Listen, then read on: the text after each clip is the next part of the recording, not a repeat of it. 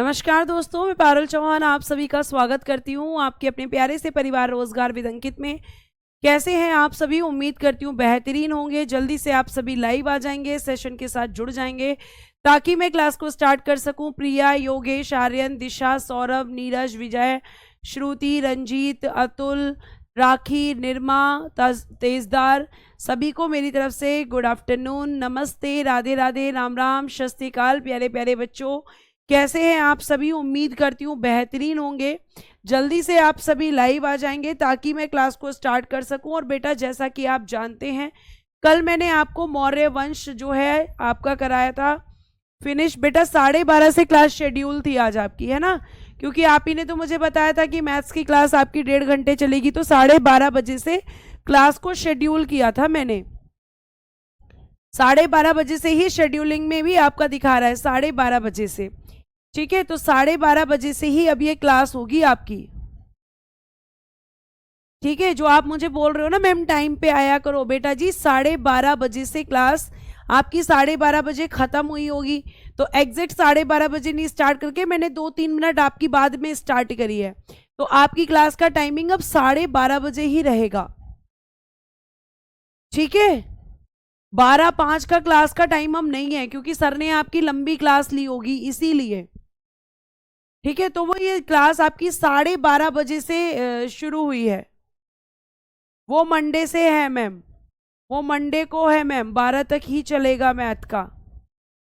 बेटा 12:30 बजे class schedule थी। अगर मंडे से है तो मैं एक बार कंफर्म कर लूंगी। अब हम पढ़ लेते हैं, ठीक है? चलो अब ध्यान से सुनो। एक बच्चा कह रहा है मैंने बोला है टाइम पर आया करो तो मेरा नाम लो। बहुत बढ़िया, शाबाश बहुत बढ़िया, है ना? तुम लोग जो है ना, चलो आगे आओ। अगर हम बात करेंगे तो मैंने आपको बता दिया था कल ही कि आज मैं आपको शुंग वंश के बारे में पढ़ाऊंगी। और जब हम शुंग वंश के बारे में पढ़ेंगे तो आपको अच्छे से पता है कि शुंग वंश की स्थापना कैसे हुई होगी। तो मैम जी, शुंग वंश की स्थापना हुई होगी मौर्य वंश का अंत करके। तो मौर्य वंश का अंत किसने किया था? मौर्य वंश का अंत करके कौन सा वंश आया था? और मौर्य वंश का अंत क्यों किया गया था, है ना? मौर्य वंश का अंत क्यों किया गया था? तो प्यारे बच्चे देखिएगा, यहाँ पे सबसे पहले आपका टॉपिक का नाम है शुंग वंश। और जब हम शुंग वंश की बात करते हैं तो इसने मौर्य वंश के अंतिम शासक की हत्या कर शुंग वंश की स्थापना की गई थी। ठीक है, किसकी हत्या की गई थी? मौर्य वंश के अंतिम शासक की। तो मुझे सिर्फ इतना बताओ कि मौर्य वंश के अंतिम शासक का नाम क्या था? मौर्य वंश के अंतिम शासक का नाम क्या था? मुझे सिर्फ इतनी सी चीज बता दो जल्दी से।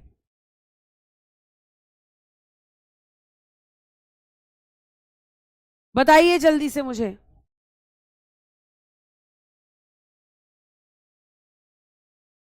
मैम मैं हंस रहा हूं, मेरा नाम लो, हंसो बसो मत। अब जल्दी से मुझे ये बताओ। बृहद्रथ। बहुत बढ़िया तन्नू, आपने बिल्कुल सही आंसर किया है कि मैम अंतिम शासक था बृहद्रथ। क्या नाम था इसका? बृहद्रथ। और इसकी हत्या करके इस वंश को किसने स्थापित किया था? इस वंश का संस्थापक था पुष्यमित्र शुंग। और प्यारे बच्चे आप देखेंगे तो बहुत समय बाद एक ब्राह्मण साम्राज्य की स्थापना हुई है। मतलब शुंग वंश एक कैसा वंश था? ब्राह्मण वंश था, ब्राह्मणवादी साम्राज्य था। क्यों था यहाँ पर? क्यों हम आप कह रहे हो यहाँ पर कि मैम ये एक ब्राह्मणवादी साम्राज्य है, उससे पहले ब्राह्मणवादी साम्राज्य नहीं था? तो आप देख रहे होंगे कि मैंने आपको वैदिक काल जब पढ़ाया था तो वैदिक काल में आपने देखा था कि मैंने आपसे पंडितों की बात की थी, वेदों की बात की थी।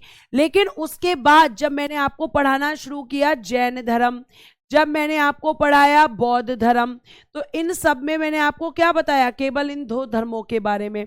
फिर उसके बाद में मैंने आपको मगध के बारे में बताया। फिर मगध पर जितने भी वंश इससे पहले आए वो सारे क्या थे? कोई जैन धर्म बौद्ध धर्म को मान रहा था, कोई जैन धर्म को मान रहा था।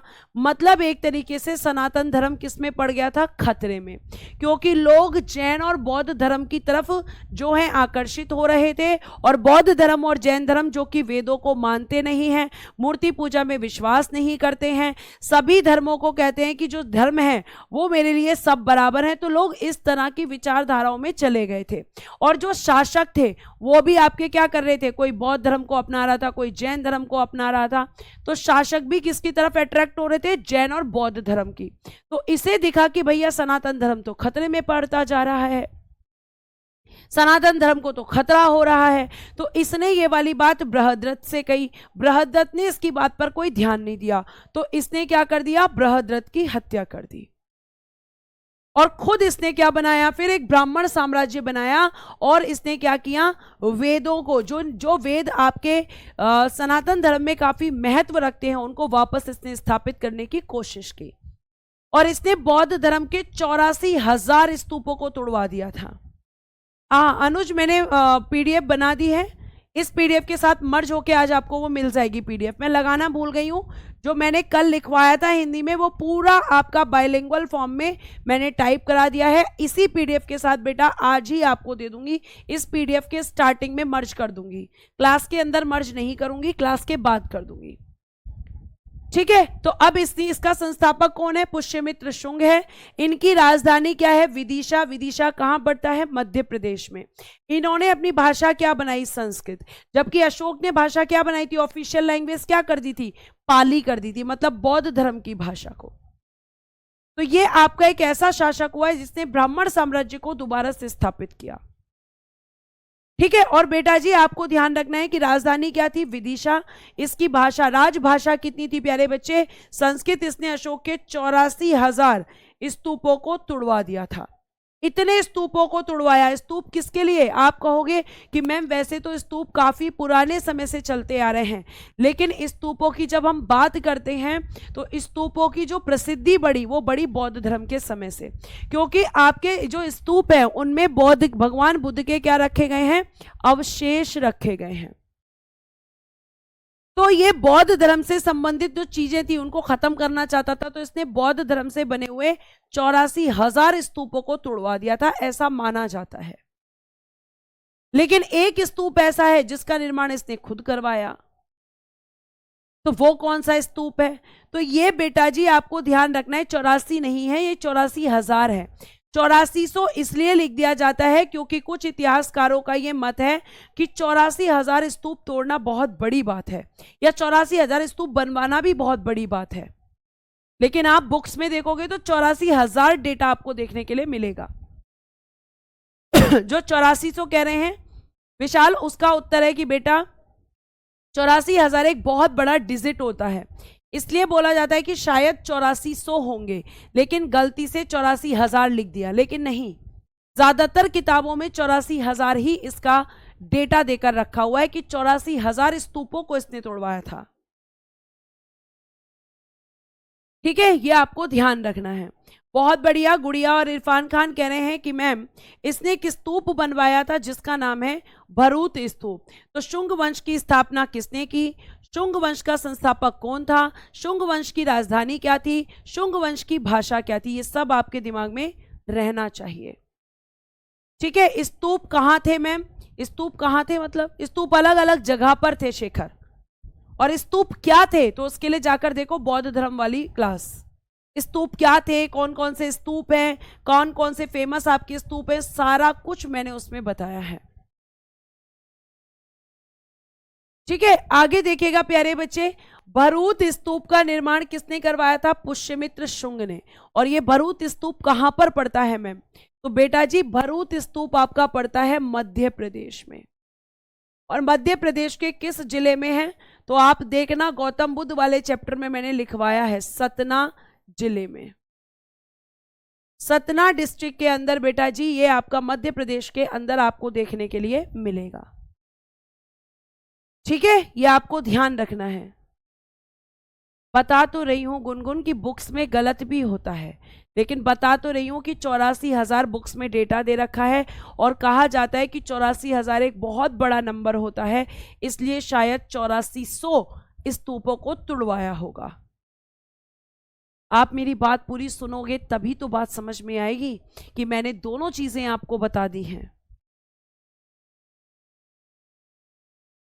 ठीक है।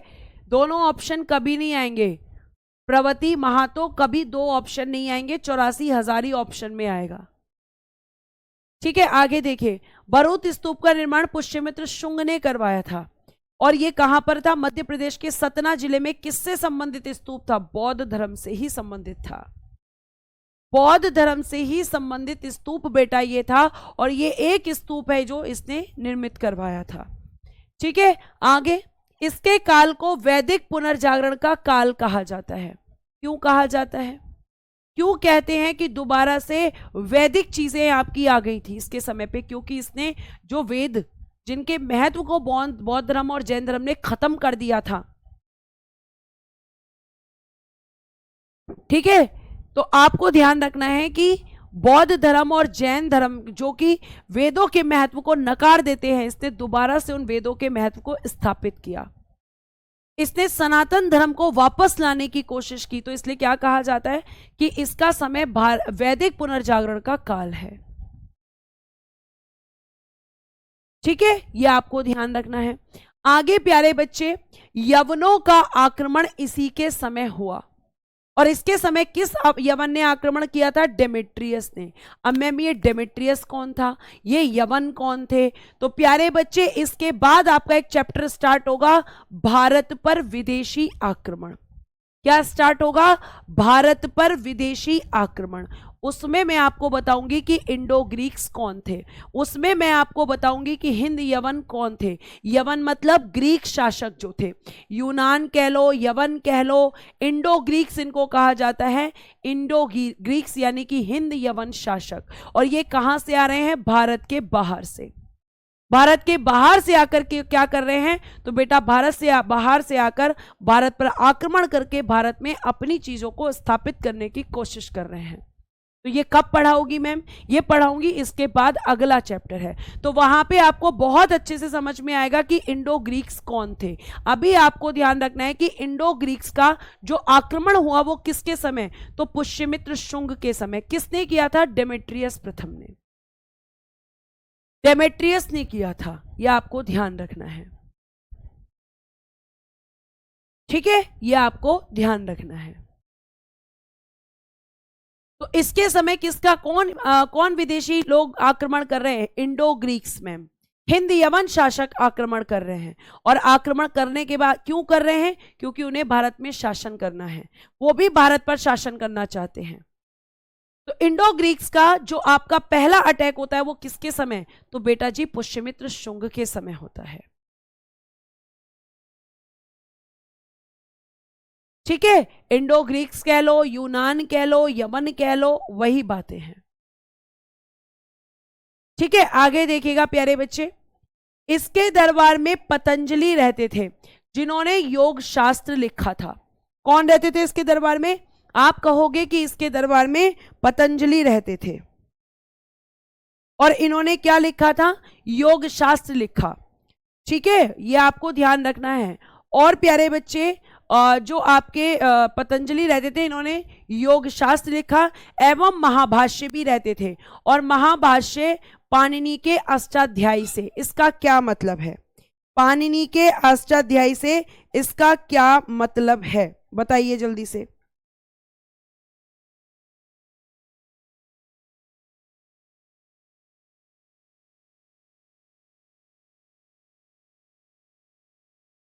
बताइए इसका क्या मतलब है? इसका मतलब है कि आपके महाभाष्य जो हैं, इन्होंने आपके किसके दरबार में? तो इसके दरबार में पतंजलि रहते थे जिन्होंने योग शास्त्र की रचना की थी। ठीक है, और महाभाष्य ने क्या लिखा था बेटा? बताओ जल्दी से, कोई बता सकता है?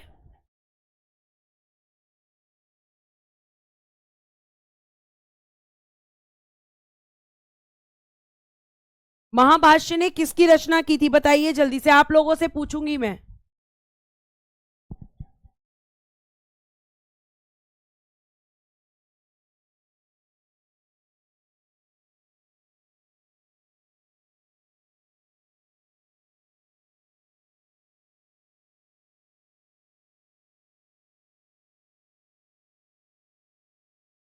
बताइए जल्दी से। इनके दरबार में पतंजलि रहते थे जिन्होंने योग शास्त्र एवं महाभाष्य को लिखा। तो बेटा जी आप कहोगे कि मैम महाभाष्य जो है ये आपके पतंजलि की ही रचना है। पतंजलि की 2 रचनाएं हैं, ध्यान से सुनिएगा। महाभाष्य मैं पहले लिख देती हूं, एक प्लेन स्लाइड पे आपको बताती हूं ये क्या कहने की कोशिश कर रहे हैं। पतंजलि, इनकी 2 रचना है। पहला लिखिएगा योग शास्त्र और दूसरा लिखिएगा महाभाष्य। महाभाष्य ये दोनों इन्हीं की रचना है। ठीक है, ये दोनों किसकी रचना है? पतंजलि की। तो यही बात किस में कही जा रही है? इस लाइन के अंदर की जा रही है कि इसके दरबार में पतंजलि रहते थे जिन्होंने योग शास्त्र लिखा एवं जिन्होंने महाभाष्य भी लिखा। और जो महाभाष्य है बेटा, इस महाभाष्य से प्रेरित होकर पाणिनि ने क्या लिखा? अष्टाध्यायी को लिखा। पतंजलि बुक है, हां पतंजलि क्या है? बुक है। तो योग शास्त्र की रचना किसने की और महाभाष्य की रचना किसने? पतंजलि बुक नहीं है, सॉरी, पतंजलि लेखक हैं, राइटर हैं। एक मिनट, पतंजलि लेखक है, बुक तो योग शास्त्र और महाभाष्य है। पतंजलि लेखक हैं जिन्होंने 2 बुक लिखी है, योग शास्त्र और महाभाष्य। योग शास्त्र और महाभाष्य ये आपकी इनकी बुक्स हैं।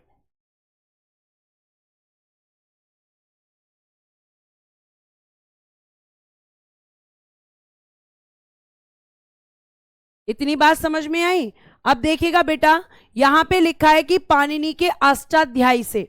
तो आपको पता है कि पाणिनि ने कौन सी बुक लिखी है? पाणिनि ने अष्टाध्यायी लिखी है। तो पाणिनि के अष्टाध्यायी से प्रेरित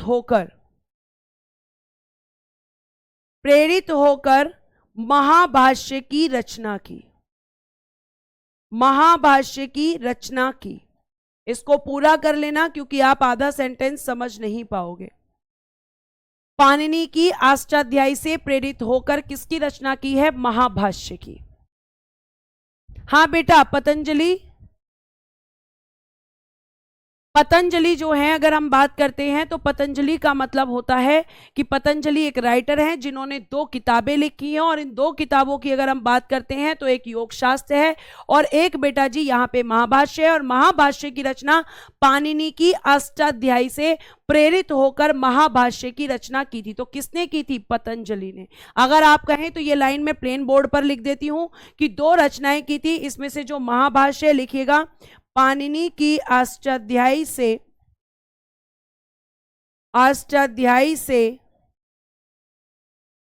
प्रेरित होकर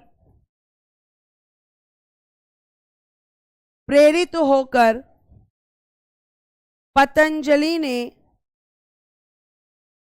महाभाष्य की रचना की। महाभाष्य की रचना की। तो आप इसको लिख लें, इसकी रचना की थी। ठीक है, आगे आइए, अगला क्वेश्चन, सॉरी अगली चीजें। आगे लिखा है कि पतंजलि ने 2 अश्वमेध यज्ञ करवाए थे। तो किसके लिए किए थे पतंजलि ने ये 2 अश्वमेध यज्ञ? पुष्यमित्र शुंग के लिए। अब मुझे ये बताओ कि अश्वमेध यज्ञ क्या होता है? अश्वमेध यज्ञ क्या होता है, मुझे ये बताइए।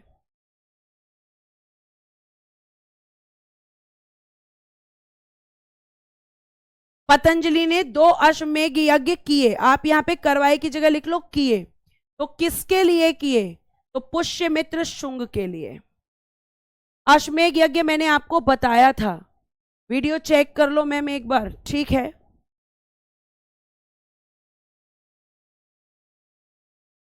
बेटा यहां से सब कुछ ठीक है, ठीक है। तो पतंजलि ने कितने अश्वमेध यज्ञ करवाए? 2। ये क्वेश्चन पूछा जाता है। और सॉरी, कितने अश्वमेध यज्ञ किए? 2। तो किसके लिए? पुष्यमित्र शुंग के लिए। तो पुष्यमित्र शुंग के बारे में आपने क्या क्या पढ़ा कि पुष्यमित्र शुंग ने शुंग वंश की स्थापना की।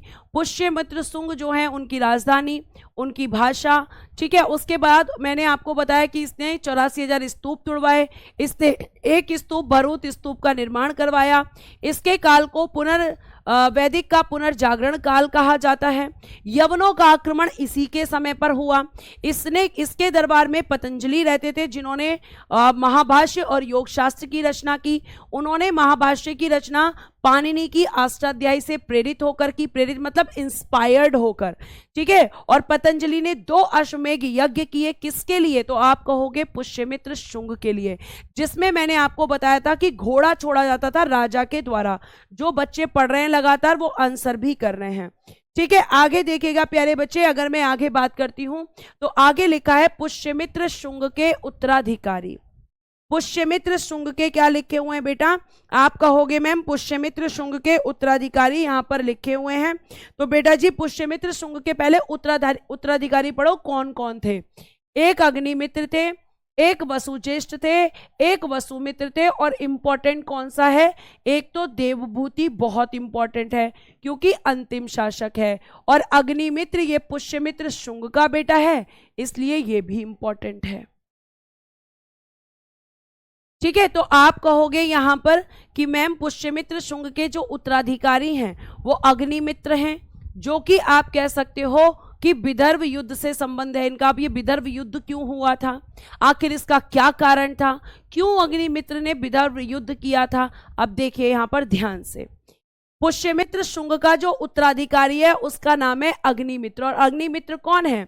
तो बेटा जी ये पुष्यमित्र शुंग का बेटा, पुष्यमित्र शुंग का बेटा है ये आपका अग्निमित्र। और जब अग्निमित्र प्यारे बच्चे यहां पे बात करते हैं इसकी, तो अग्निमित्र के समय पर क्या हुआ था? एक युद्ध हुआ था। कहानी सुन लेना, युद्ध। अब युद्ध क्या अग्निमित्र के साथ था? नहीं, युद्ध जो हुआ था बेटा उसे कहते हैं विदर्भ का युद्ध। विदर्भ कहां पड़ता है बताओ जल्दी से? इसे कहते हैं विदर्भ का युद्ध।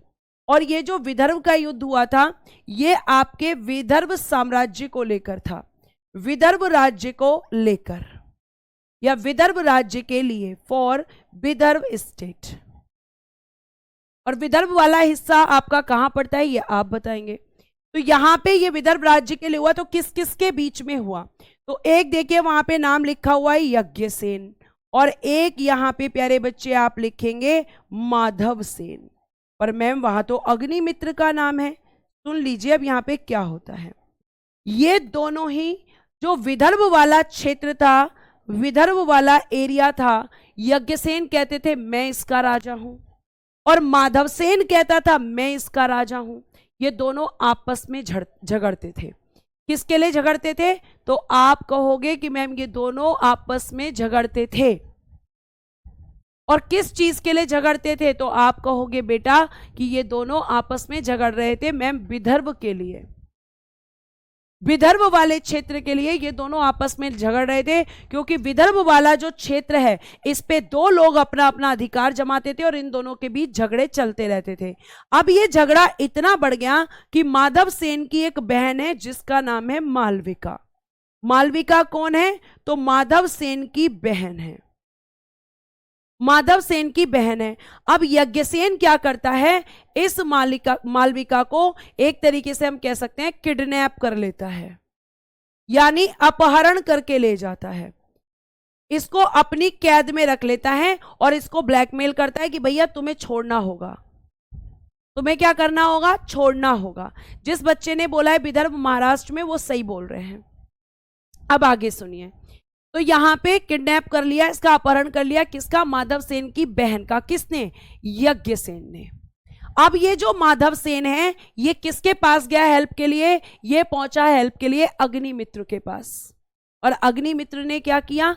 अग्निमित्र ने माधव सेन को हेल्प की, उसकी सहायता की। और जब सहायता की तो इसीलिए लिखा है कि विदर्भ का जो युद्ध होता है ये किस किस के लिए होता है? तो आप कहोगे ये तो हो गया युद्ध का कारण, कि कारण था यहां पे इन दोनों राजाओं के बीच, लेकिन युद्ध होगा तो किस किस के बीच? यज्ञसेन वर्सेस अग्निमित्र। इन दोनों के बीच मैम युद्ध होगा, क्योंकि माधव सेन ने अग्निमित्र से हेल्प मांगी थी। और अग्निमित्र और माधव यज्ञसेन के बीच मैम किसकी जीत हुई? तो बेटा जी अग्निमित्र की जीत हो गई और यज्ञसेन की हार हो गई। यानी माधव सेन की बहन को बचाने कौन गया था? अग्निमित्र गया था। अब अग्निमित्र ने पहली बार किसको देखा? तो आप कहोगे कि अग्निमित्र ने मैम पहली बार मालविका को देखा। किसको देखा? मालविका को। और मालविका से इसको क्या हो गया? प्यार हो गया, प्रेम हो गया। और जब प्यार हो गया तो इन दोनों के बीच की जो प्रेम कहानी है वो किसमें है? मालविका अग्निमित्रम में। किसने लिखा है? कालिदास जी ने। तो मालविका कौन थी? माधव सेन की बहन थी। माधव सेन कौन थे? विदर्भ में रहने वाले एक राजा। यज्ञसेन कौन था? विदर्भ पे अपना अधिकार जमाने वाला एक राजा। तो दो लोगों के बीच झगड़ा था बेटा। तो यहां पे आप कहेंगे कि मालविका जो है इसका किडनैप हो जाता है, यज्ञसेन इसको ले जाता है, फिर वहां पर क्या होता है? अग्निमित्र से इसका झगड़ा होता है, अग्निमित्र इसको बचाते हैं, फिर इन दोनों के बीच की प्रेम कहानी शुरू होती है और उसी पर लिखा जाता है मालविका अग्निमित्रम। क्या मैम हमें ये सब भी याद रखना है? बिल्कुल याद नहीं रखना। युद्ध क्यों हुआ ये आपको बताना बहुत जरूरी था। ठीक है, बच्चा कह रहा है इनको प्यार बहुत जल्दी होता है। हाँ, अगर आप उस टाइम पे होते तो मना कर देते कि प्यार मत करो, तुम कर रहे हो और हमें पढ़ना पड़ेगा, तुम सारी चीजें कर रहे हो और हमें करना पड़ेगा। ठीक है, तो ये पूरा मालविका अग्निमित्रम है। और कहीं कहीं पे मालविका को यज्ञसेन की बहन भी बताया गया है, लेकिन ये माधव सेन की बहन थी। आपकी ये बुक में एक स्टोरी दी हुई है, आर्य पब्लिकेशन की एक बुक आती है, उसके अंदर ये स्टोरी है कि मालविका अग्निमित्रम की, सॉरी, मालविका माधव सेन की जो है बहन थी और उसको यज्ञसेन ले गया था क्योंकि इन दोनों के बीच में विदर्भ को लेकर झगड़ा था। ठीक है, तो आप जल्दी से यहां पर ये समझ गए होंगे। अब यहां पे क्या लिखा हुआ है कि जो आपका देवभूति था, वो देवभूति इस वंश का कौन था प्यारे बच्चे? आप कहोगे कि मैम इस वंश का अंतिम शासक था। तो ये आपकी क्या है? इसमें मालविका अग्निमित्रम में आपको पता चल गया। तो अब ये अंतिम शासक है, तो बेटा इसकी क्या होगी? हत्या होगी। अब बात आती है कि हत्या कौन करेगा? तो जो आपका अगला वंश स्थापित करेगा वही इसकी हत्या करेगा। तो अगला वंश मैम कौन सा आएगा? अगला वंश बेटा जी आपका, एक मिनट, थोड़ा सा और पढ़ लो अग्निमित्र के बारे में, थोड़ी सी चीजें रह गई हैं, फिर आते हैं हम। एक मिनट, थोड़ा सा और पढ़ लीजिए। मैं मेरे तो दिमाग से निकल गया कि एक और पीडीएफ है इससे रिलेटेड। हाँ, आ जाइए। अभी अग्निमित्र का एक युद्ध देखा। अब अग्निमित्र ने क्या किया था? कलिंग के विरुद्ध अभियान किया था। किसके विरुद्ध अभियान किया था प्यारे बच्चे? तो आप कहोगे कलिंग के विरुद्ध मैम इसने अभियान किया था। और कलिंग के, एक मिनट, ये बेटा जी आगे पढ़ेंगे इसलिए मैं इसको भी यहां से हटा रही हूं। कलिंग के विरुद्ध इसने क्या किया? अभियान। आप कहोगे किसने? तो मैं कहूंगी अग्निमित्र ने। उस समय जब इसने कलिंग पर आक्रमण किया तो किसका शासन था? आप कह सकते हो चेदी वंश या कलचुरी वंश का शासन था। और चेदी वंश का जो प्रतापी शासक है वो हुआ है बेटा जी खारवेल। और खारवेल ने ही जारी किया है हाथी गुम्फा अभिलेख, जो कि प्राकृत भाषा में है। मैम समझ में नहीं आया, दोबारा समझाओ। देखो, जैसे अशोक ने क्या किया था? कलिंग पर आक्रमण। तो बेटा जी जरा मुझे बताना कि जब कलिंग पर अशोक ने आक्रमण किया था उस समय वहां का राजा कौन था? बता दो जल्दी से। जिस समय पर अशोक ने कलिंग पर आक्रमण किया था उस समय पर कलिंग का राजा कौन था? कुमार शुभम रुक जाइए बेटा, आऊंगी अभी, वासुदेव भी आऊंगी, थोड़ा सा रुक जाओ। जिस समय पर अशोक ने कलिंग पर आक्रमण किया था उस समय उसका राजा कौन था? जल्दी बता दो, बताओ जल्दी से, बताइए बेटा जल्दी से, बताओ जल्दी से कौन था? बहुत बढ़िया शिवानी, बहुत बढ़िया मीनाक्षी। मैम पद्मनाभ। तो अब मैं आपसे बोल रही हूं कि ये तो अशोक के समय की बात है। अगर आपसे क्वेश्चन पूछा जाए कि अग्निमित्र ने जब कलिंग पर आक्रमण किया था तो कौन सा वंश था? चेदी वंश था। और चेदी वंश का सबसे प्रतापी शासक कौन था? खारवेल था। और खारवेल ने क्या किया था? हाथी गुम्फा अभिलेख को जारी किया था। बहुत इंपॉर्टेंट हो जाता है कि हाथी गुम्फा अभिलेख किसने जारी किया था? खारवेल ने। और यह भी पूछा जाता है राजा खारवेल का संबंध किससे था? तो बेटा जी चेदी या कलचुरी वंश से था। चेदी या कलचुरी वंश से था। तो ये आप ध्यान रखेंगे, जैसे अशोक के समय याद रखा ऐसे ही आप याद रखेंगे अग्निमित्र के समय। ठीक है, आगे देखिए प्यारे बच्चे, अगर मैं आपसे बात करती हूं तो आगे क्या लिखा है? किस भाषा में था? तो प्राकृत भाषा में। और बेटा जी इससे हमें क्या पता चलता है? हाथी गुम्फा अभिलेख से हमें कलिंग प्रशासन की जानकारी मिलती है और इसमें भारतवर्ष का उल्लेख मिलता है। मतलब ये पहला इंस्क्रिप्शन है जिसमें भारतवर्ष शब्द का प्रयोग किया गया है, जिसमें पहली बार जो आज आप पढ़ते हैं India that is Bharat, a union of state, तो भारत शब्द का प्रयोग सर्वप्रथम किस अभिलेख के अंदर हुआ? उस अभिलेख का नाम है हाथी गुम्फा अभिलेख, हाथी गुम्फा इंस्क्रिप्शन, जो कि प्यारे बच्चे चेदी वंश के राजा खारवेल ने जारी किया था प्राकृत भाषा के अंदर। तो ये चीजें आप हमेशा ध्यान रखेंगे। ठीक है, अब यहां पे आपने उत्तराधिकारी लिख लिया, तो मैं ऐसा करती हूं कि अब मैं आपको बताती हूं कि आप लिखेंगे शुंग वंश का अंतिम शासक। शुंग वंश का अंतिम शासक, अभी रिवाइज भी करवाऊंगी। अंतिम शासक, last ruler of Shungas dynasty, Shunga वंश का अंतिम शासक ये कौन था? तो मैम देवभूति, अभी अभी हमने पढ़ा है। और इसकी हत्या कौन करेगा? इसकी हत्या करेगा कर्ण वंश का संस्थापक, कर्ण वंश का संस्थापक यानी फाउंडर ऑफ कण्व डायनेस्टी। और कर्ण वंश का संस्थापक कौन है? वासुदेव।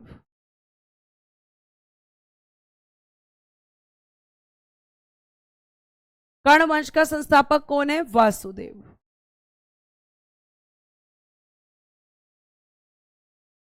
तो ये आपका हत्या करेगा, ये आपको ध्यान रखना है। ठीक है, उसके बाद बेटा अगर मैं आगे बढ़ जाती हूं तो आगे आप यहां पे देखेंगे अगला वंश है कर्ण वंश।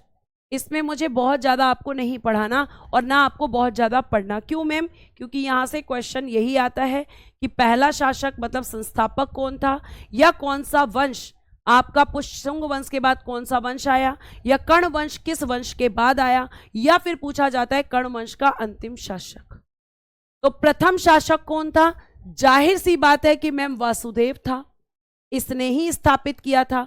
और अंतिम शासक था सुशर्मन। ठीक है, सुशर्मन, शर्मन, ठीक है, सुशर्मन, ये आपका हो जाएगा। और इनकी दो राजधानियां हैं, पाटलिपुत्र और विदिशा। विदिशा और किसकी राजधानी थी? तो मैम विदिशा जो राजधानी थी वो अभी अभी हमने पढ़ा कि शुंग वंश की भी राजधानी विदिशा थी। ठीक है, किसकी राजधानी विदिशा थी? तो आप कहोगे मैम शुंग वंश की। तो इस वंश का अंतिम शासक था सुशर्मन। और इसकी हत्या कौन करेगा? तो बेटा इसकी हत्या करेगा अगले वंश का संस्थापक। तो अंतिम शासक कौन है? अंतिम शासक है सुशर्मन, सुशर्मन, ठीक है, सुशर्मन, सुशर्मन। और इसकी हत्या कौन करेगा? इसकी हत्या करेगा सातवाहन वंश का संस्थापक, सातवाहन वंश का संस्थापक। और वो कौन है बेटा? तो उसका नाम है सिमुक। सुशर्मन की हत्या कर देगा सिमुक।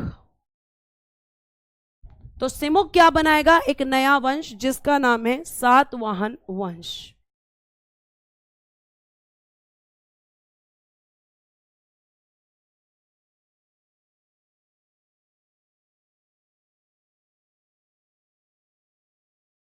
ठीक है, आगे चल सकते हैं। आगे देखिए,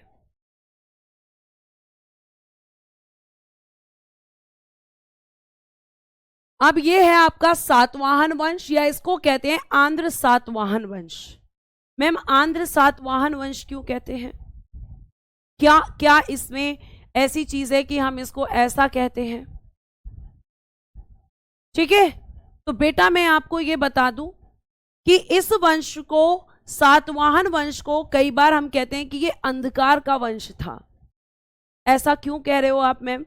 ऐसा इसलिए कह रही हूं बेटा क्योंकि इसके शासकों की जानकारी हमें क्रम से नहीं मिलती, मतलब जैसे 1 2 3 4 ऐसे नहीं मिलता। हमें क्या मिलता है? पहले शासक के बारे में पता चलता है, फिर 7वें शासक के बारे में, फिर 24वें शासक के बारे में। ऐसा क्यों मैम? क्योंकि बेटा जी आपका जो इतिहास लिखा गया है वो एविडेंस के बेस पर, साक्ष्यों के आधार पर लिखा गया है। और मैं आपको एक बात यहां पे ये बता दूं कि साक्ष्यों के आधार पर लिखा गया है, इसका मतलब है कि उन राजाओं की जानकारी जो कि बीच के राजा थे हमें नहीं मिलती। इस वंश के उन राजाओं की जानकारी कहीं से भी नहीं मिलती, इसलिए कहा जाता है कि ये आपका जो वंश था एक अंधकार का वंश था। क्या रीजन है? क्योंकि मैम सभी राजाओं की जानकारी क्रम से नहीं मिलती है, कुछ राजाओं की जानकारी मिली और कुछ के बारे में पता ही नहीं चला। जैसे हम अगर पढ़ते हैं आपका मौर्य साम्राज्य तो राजाओं का पता चला, गुप्त साम्राज्य में आपको पढ़ाऊंगी उसमें भी राजाओं का पता चलेगा, लेकिन ये एक ऐसा वंश है जिसमें कुछ राजाओं का पता चला, सारे राजाओं के बारे में जानकारी नहीं मिली। ठीक है, अब देखिएगा यहां पर अगर मैं आपसे बात करती हूं तो देखो यहां पे क्या लिखा है, 300 वर्षों तक का शासन काल। अब मेरी बात को ध्यान से सुनना, मतलब अभी तक आपने जितने भी डायनेस्टी पढ़े, जितने भी वंश पढ़े, उनमें ये पहला वंश है जो कि सबसे लंबा कार्यकाल इसका है। ध्यान से सुनना, मैंने अगेन सुनो मैंने क्या बोला है। मैंने ये नहीं बोला कि इतिहास का सबसे लंबा वंश था, नहीं, मैंने बोला है कि अभी तक आपने जितने भी वंश पढ़े उनमें ये आपका पहला वंश है, पहला वंश जिसका शासनकाल सबसे लंबा था। मैंने ये बोला है पहला वंश था ये, लेकिन अगर पूछा जाए कि केवल पूछा जाए सबसे लंबा समय किसका था तो वो चोल का था। वो किसका था बच्चे? चोल डायनेस्टी का था। लेकिन अगर पूछा जाए पहला वंश जिसका शासनकाल इतिहास में सबसे लंबा था, पहला वंश, तो बेटा वो सातवाहन वंश है। वो क्या है बेटा जी? सातवाहन वंश आपका भारत पर सर्वाधिक समय तक शासन करने वाला पहला राजवंश था जिसका शासनकाल सबसे लंबा था, लेकिन पहला। अगर केवल पूछा जाए सबसे लंबा शासनकाल किस वंश का था तो चोल डायनेस्टी आंसर होगा। दोनों में अंतर बता रही हूं मैं। ये अभी आपने देखा कि इससे ज्यादा लंबा समय किसी भी वंश का नहीं रहा। अब इनकी भाषा क्या है? तो बेटा जी इनकी भाषा प्राकृत है और इनका धर्म ब्राह्मण है। इनका धर्म क्या है बेटा जी? ब्राह्मण है। ठीक है, अब हम बात करते हैं इनकी राजधानी के बारे में। बहुत पूछा जाता है, मोस्ट इंपॉर्टेंट, ये कई एग्जाम में पूछा जा चुका है कि भैया पैठन जो राजधानी थी वो किसकी थी, या सातवाहन वंश की राजधानी कौन सी थी? तो आप कहोगे कि मैम राजधानी प्रतिष्ठान या पैठान, जो कि दक्षिणी महाराष्ट्र में पड़ती है और गोदावरी नदी के तट पर थी। तो बेटा आप चाहे प्रतिष्ठान कहें चाहे पैठान कहें एक ही बात है, और ये इनकी कैपिटल है। इसी बात पे जल्दी से कमेंट बॉक्स में बता दो कि शुंग वंश की राजधानी क्या थी। शुंग वंश की राजधानी क्या थी? कुछ बच्चे अपना टाइम इतना खराब करते हैं क्लास में कि मैं क्या बताऊं, कभी कभी मुझे तरस आता है ऐसे बच्चों पर कि बस उनका एक मोटिव है कैसे भी हम मैम को गलत बोल दें, मैम को उल्टा सीधा बोलें, मैम हमारा नाम। बेटा मुझे इन सबसे कोई फर्क नहीं पड़ेगा, क्यों अपना टाइम खराब कर रहे हो? आप क्या सोचते हो, क्या समझते हो? अभी आपके सोचने समझने की क्षमता कम है, और ये अच्छे से समझ आ रहा होगा मैं किस बच्चे को बोल रही हूं। तो बेटा क्यों अपने माँ बाप का भरोसा, अपने माँ बाप की उम्मीदें तोड़ने में लगे हुए हो? पढ़ लो, पढ़ोगे तो भला हो जाएगा। बहुत बढ़िया, विदिशा, वेरी गुड, जिसने बोला है विदिशा। और कहां पर थी? मध्य प्रदेश में।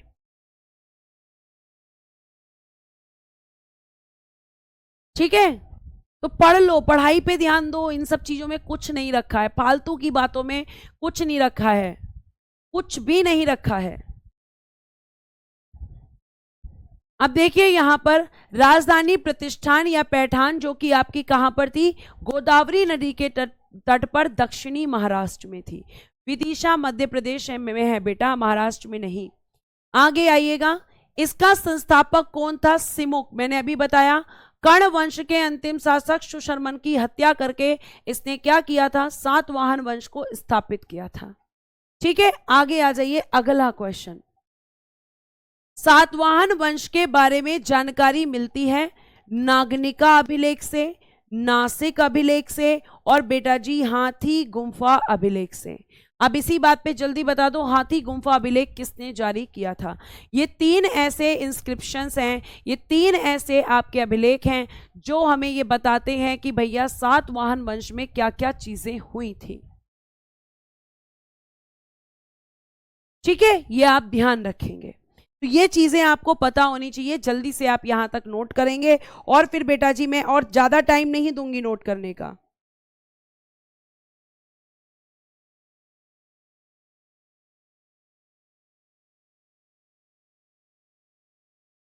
ठीक है, तो ये कौन है? सिमुक। सिमुक इसका पहला राजा है। बहुत बढ़िया मैम, राजा खारवेल ने। और किस वंश का था? तो चेदी या कलचुरी वंश से उसका संबंध था। ठीक है, अब हम बात करते हैं कि जो सिमुक है, सिमुक का उत्तराधिकारी कौन है, मतलब अगला राजा कौन बना, ये हमें जानना है। तो आप देखिएगा यहां पर, बाद में लिख लोगे, अरे वाह बहुत बढ़िया, दिल खुश कर दिया तुमने। अब देखो यहां क्या लिखा है, सिमुक का उत्तराधिकारी था शातकर्णी प्रथम। ध्यान से, क्योंकि ये शातकर्णी अब जुड़ता चला जाएगा नाम के आगे, तो शातकर्णी प्रथम। शातकर्णी प्रथम इसकी क्या है? इस उत्तराधिकारी के नाम है शतकर्णी प्रथम, जो कि मैम सिमुक का उत्तराधिकारी है। और बेटा जी इसकी उपाधि है दक्षिण पथपति और प्रतिष्ठानपति। क्यों लिया इसने ये उपाधि? क्योंकि बेटा ये क्या करते थे? ये आपके दक्षिण भारत में राज्य करते थे, और इनकी जो शुरू की राजधानी है वो प्रतिष्ठान, जो मैंने आपको बताया, या पैठन, वो है। तो इसने क्या बोला कि मैं दक्षिण पथपति हूं, मैं दक्षिण भारत में राज्य कर रहा हूं, तो उसने कहा मैं दक्षिण पथपति हूं और मैं प्रतिष्ठानपति हूं, मतलब मैं प्रतिष्ठान का राजा हूं। तो ये इसकी उपाधियां हैं। और बेटा आगे देखिएगा, शतकर्णी प्रथम ने 2 अश्वमेघ यज्ञ और 1 राजसूय यज्ञ करवाया था। अब ये तो हमें पता है मैम कि अश्वमेघ यज्ञ क्या होता है, लेकिन क्या आपको ये पता है कि राजसूय यज्ञ क्या होता है और राजसूय यज्ञ कब करवाया जाता है? हाँ बेटा जी खुशबू, शिमुक का पुत्र था शतकर्णी प्रथम। हाँ जी बिल्कुल, ठीक है। तो आप यहां पे देखेंगे कि अगर मैं आपसे बात करती हूं तो आपका इसने राजसूय यज्ञ भी करवाया, लेकिन अभी तक हमने राजसूय यज्ञ पढ़ा ही नहीं कि ये क्या होता है। तो बेटा जी राजसूय यज्ञ पता है कब होता है? जब किसी राजा का राज्याभिषेक होता है। ध्यान से, जब कोई राजा बनता है तो पहले क्या होता है? उसका राज्याभिषेक। तो जब राज्याभिषेक होता था तो राज्याभिषेक से पहले जितने भी आसपास के राजा थे, जितने भी आसपास के राजा थे, सबको निमंत्रण दिया जाता था, मतलब इनविटेशन दिया जाता था।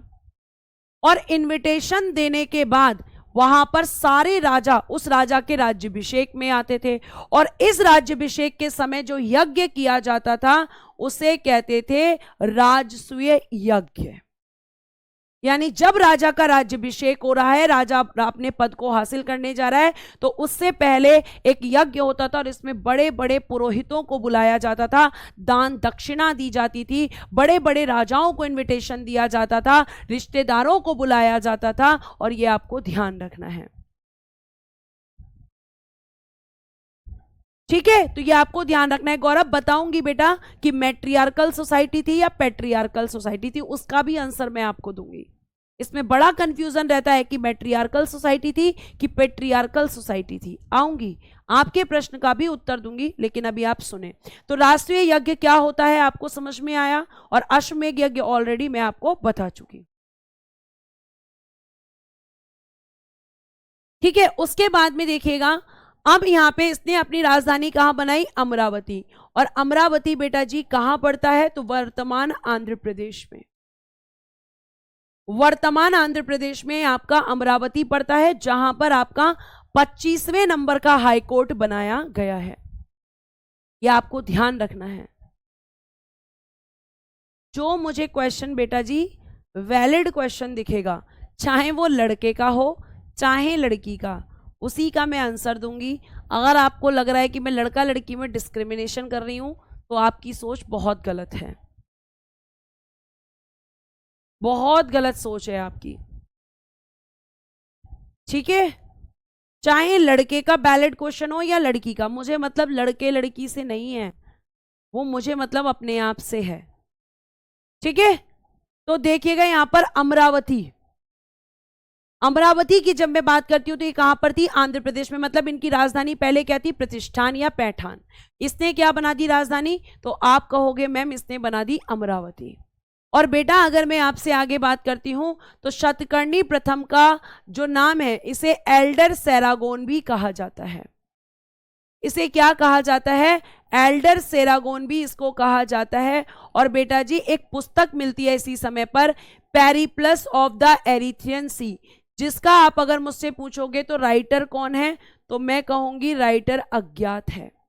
मतलब अननोन, हमें पता ही नहीं है कि किसने इस बुक को लिखा। लेकिन इस बुक से एक जानकारी मिलती है कि आपका यूनान यानी ग्रीक और आपके मौर्य साम्राज्य के बीच में ट्रेड हुआ करता था, व्यापार हुआ करता था। क्या हुआ करता था बेटा, व्यापार यानी ट्रेड हुआ करता था। किस किस के बीच में, तो मैम यूनान और मौर्य साम्राज्य के बीच में। ये जानकारी हमें मिलती है पेरिप्लस ऑफ द एरिथ्रियन सी जो बुक है, उससे हमें ये जानकारी हमें प्राप्त होती है। ठीक है, उससे हमें ये जानकारी प्यारे बच्चे प्राप्त होती है। ठीक है, इतनी बात आपको समझ में आई। बेटा विशाल रुक जाइए, मैं बता दूंगी कि समाज कैसा था। एक चीज के पीछे क्यों पड़ जाते हो आप लोग, मना तो नहीं किया ना कि नहीं बताऊंगी। आगे आइए, अब देखिए यहां पर बहुत अच्छी जानकारी आपको मैं देने जा रही हूं कि ये जो शतकर्णी प्रथम है, ये बड़ा अच्छा व्यक्ति था। इसने क्या किया, भूमि दान में देनी शुरू कर दी, लैंड डोनेशन इसने शुरू किया था। और ये पहला शासक है जिसने भूमि दान में दी थी। जिसने क्या दिया था, जिसने मैम भूमि दान में दी थी। ठीक है, एक मिनट में चेक कर लेती हूं बेटा जी, ठीक तो है टाइटल।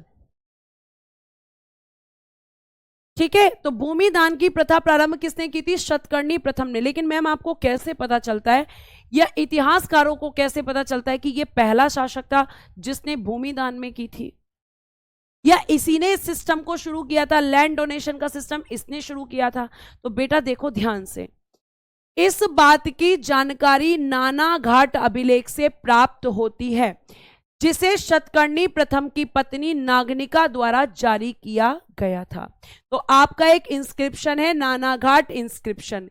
किसने इशू किया है, इसकी पत्नी नागनिका ने। और इसमें क्या लिखा है, नागनिका ने लिखा है कि इसमें उसके पति यानी शतकर्णी प्रथम ने आपके लैंड डोनेशन यानी कि आप कह सकते हो कि भूमि दान की प्रथा को शुरू किया था। और ये इंस्क्रिप्शन हमें इस बात का प्रूफ देता है। ये इंस्क्रिप्शन किसने लिखवाया है, नागनिका के द्वारा लिखा गया है। प्यारे बच्चे ये आपको ध्यान में रखना है। ठीक है, किसके द्वारा लिखा गया है, नागनिका के द्वारा। कौन थी नागनिका, तो शतकर्णी प्रथम की पत्नी थी। और नानाघाट जो अभिलेख है बेटा, अगर मैं इसकी बात करती हूं तो ये इस चीज की जानकारी हमें देता है। और ये इंस्क्रिप्शन हमें कहां से प्राप्त हुआ है, तो बेटा ये इंस्क्रिप्शन आपको पुणे में देखने के लिए मिलेगा। पुणे या फिर मुने जिसे आप कहते हो, पुणे कहां पर पड़ता है, महाराष्ट्र में। तो पुणे महाराष्ट्र के अंदर। ठीक है, इसने इसको जारी करवाया। उसके बाद में आपका अगला शासक यहां पर लिखा है हाल। क्या लिखा हुआ है अगला शासक? अगला शासक बेटा यहां पर लिखा हुआ है हाल। और हाल की अगर मैं बात करती हूं तो ये कौन से नंबर का शासक है? क्या तीसरा? नहीं, लिखिएगा इस वंश का 17वां शासक है। इस वंश का 17वां शासक। मैम 17th नंबर का? जी हां, 17th नंबर का रूलर है। तो बीच के कहां चले गए मैम? बीच के कहां चले गए बेटा? ये उपाधि खुशबू शतकर्णी प्रथम की है, साफ साफ तो लिखा है। शिमुख का उत्तराधिकारी शतकर्णी प्रथम, और शतकर्णी प्रथम की उपाधि ये है। अब यहां से शतकर्णी प्रथम पढ़ा है आपने बेटा, सिमुख तो खत्म हो गया ना, सिमुख खत्म हो गया। अब अगला कौन है आपका शासक? हाल है। अब हाल मैं आपको कल शुरू करवाऊंगी, अब मैं करा देती हूं आपको रिवीजन। तो यहां से हम कल पढ़ेंगे, ध्यान रखिएगा। इस वंश का 17वां शासक। बाकी कहां गए? तो मैंने शुरू में ही बताया कि ये एक अंधकार युग था। और कल आपका सातवाहन वंश खत्म होगा और भारत पर विदेशी आक्रमण शुरू हो जाएगा। क्योंकि देखो, सातवाहन वंश के बारे में ये जानकारी है आपकी, जो कि मैं कल खत्म कर दूंगी। ठीक है, अब बेटा जी आ जाओ, हम कर लेते हैं रिवीजन। मैंने आज शुरू किया था शुंग वंश से, तो पहले हम लेते हैं शुंग वंश के क्वेश्चन। सबसे पहला तो वही क्वेश्चन, संस्थापक कैसा वंश था? कैसा वंश? राजधानी, भाषा,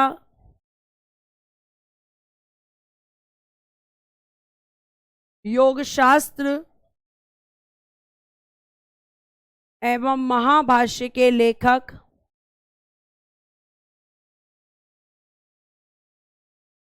योगशास्त्र एवं महाभाष्य के लेखक, पाणिनि के लेखक, सॉरी उल्टा लिख दिया मैंने, अष्टाध्यायी के लेखक,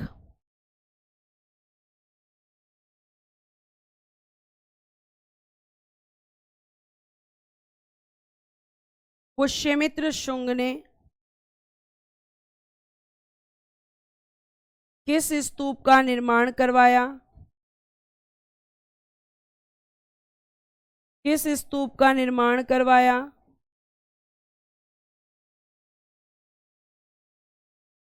कितने स्तूपों को तुड़वाया?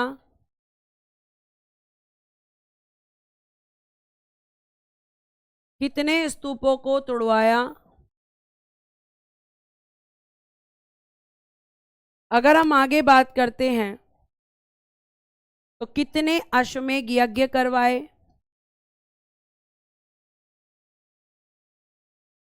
कितने अश्वमेध यज्ञ किसने किए?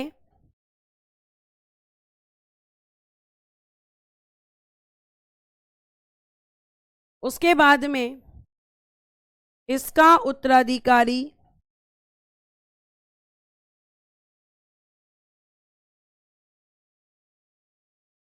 इस वंश का अंतिम शासक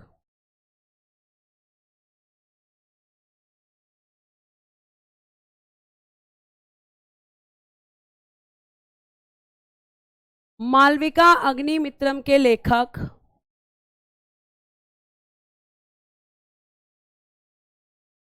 अग्निमित्रम के लेखक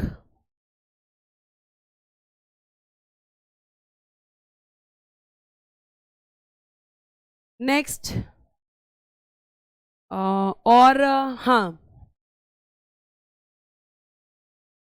हाथी गुम्फा अभिलेख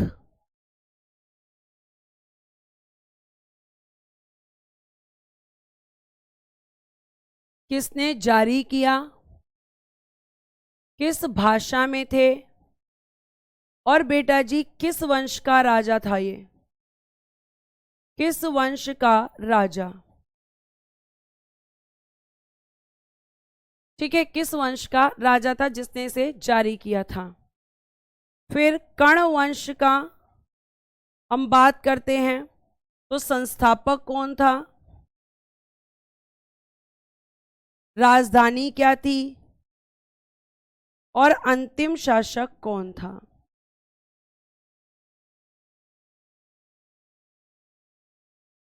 जल्दी जल्दी आंसर आपने कर दिए होंगे।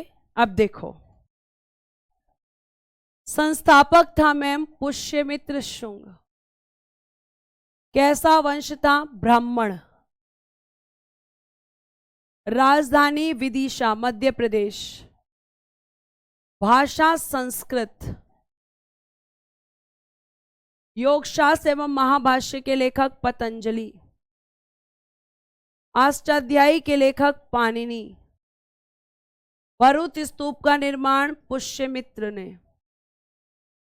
मध्य प्रदेश सतना जिले में कितने तुड़वाए? 84,000 स्तूप तुड़वाए अशोक के।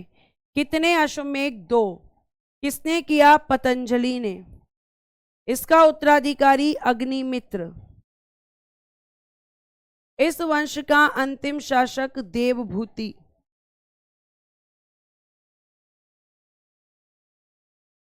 मालविका अग्निमित्रम के लेखक कालिदास। हाथी गुंफा अभिलेख जारी किया था खारवेल ने, राजा खारवेल ने। भाषा क्या थी इसकी? प्राकृत। इस इंस्क्रिप्शन की, अच्छा यहां लिखा हुआ है प्राकृत। किस वंश के राजा थे? तो आप कहोगे चेदी या कलचुरी वंश। चेदी या कलचुरी वंश। कर्ण वंश के संस्थापक वासुदेव। राजधानी क्या थी? पाटलिपुत्र और विदिशा। पाटलिपुत्र और बेटा जी विदिशा। और इस वंश का अंतिम शासक था सुशर्मन। सुशर्मन की हत्या किसने की थी? सिमुक ने। तो अगला वंश कौन सा है? सातवाहन वंश। और सातवाहन वंश में मैंने जितना आपको पढ़ाया है इतना आप रिवीजन करेंगे, और फिर मैं कल आपको कहां से पढ़ाऊंगी? ध्यान रखिएगा, कल हम पढ़ेंगे हाल से। और इसको खत्म करके प्यारे बच्चे जी, अब मैं आपको कल करवाऊंगी, उसके बाद में आपका जो है,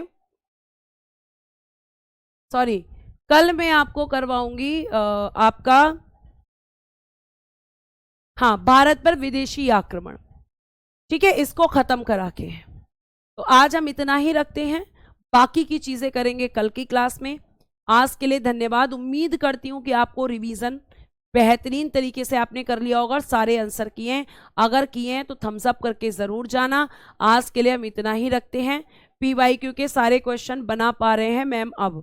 बिल्कुल बेटा, मेरा यही एक उद्देश्य है कि आप SSC के जितने क्वेश्चंस हैं उनको आप सॉल्व कर पाएं, और एक्सपेक्टेड क्वेश्चन का कंटेंट भी आपके पास जाता रहे। थैंक यू सो मच बच्चों। Bye bye, take care and good day everyone. जय हिंद, जय भारत। हंसते रहें, मुस्कुराते रहें और हमेशा खुश रहें।